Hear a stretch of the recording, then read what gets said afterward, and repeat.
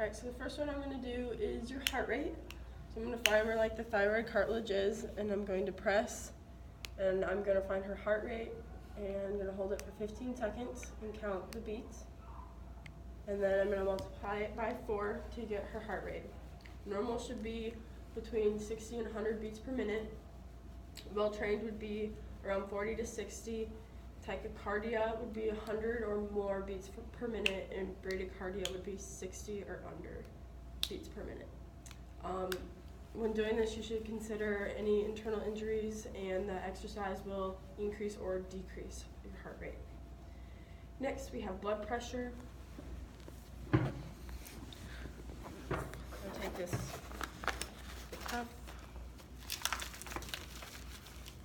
I'm going to line it up with her brachial nerve.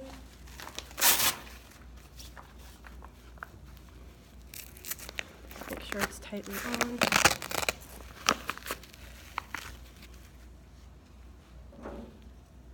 And then I'm going to put these on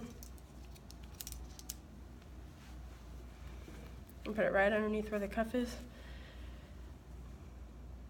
And then I'm going to pump air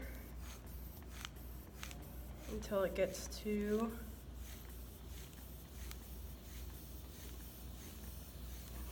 maybe to 200. And then I'm going to slowly let air out. When I start hearing her heartbeat, that is my systolic number. You let it out slowly.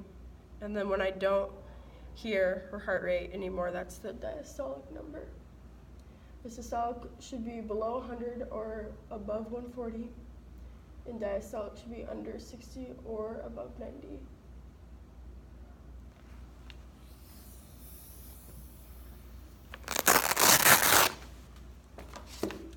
A low BP could indicate that they're in shock or have internal hemorrhage, and a high could equal hypertension.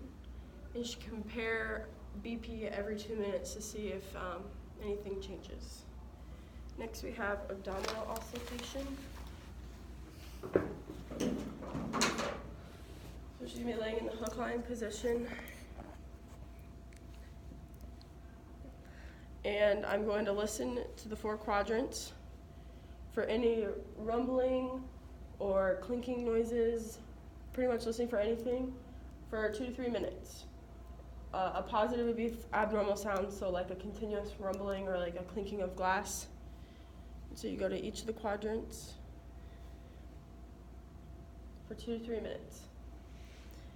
If you do hear any abnormal sounds, it could indicate bowel obstruction or internal injury. Next, we have lung auscultation, so if you could sit up. So the first one I'm going to do is in between the first and second rib. I'm going to listen and do it on each side. And then I'm going to go between the 4th and the 5th. And then go 11, 12.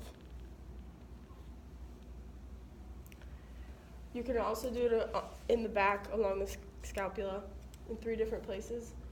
Positive test would be an absence of any breath sounds, checking a few different areas for each of the lobes of the lungs. And this could indicate a pneumothorax. Next, we have the compression. So I'm going to compress at the side and compress in the front. If she has any pain with this in the rib cage, it could indicate that there's damage to the rib cage, possible fracture, or costal cartilage separation.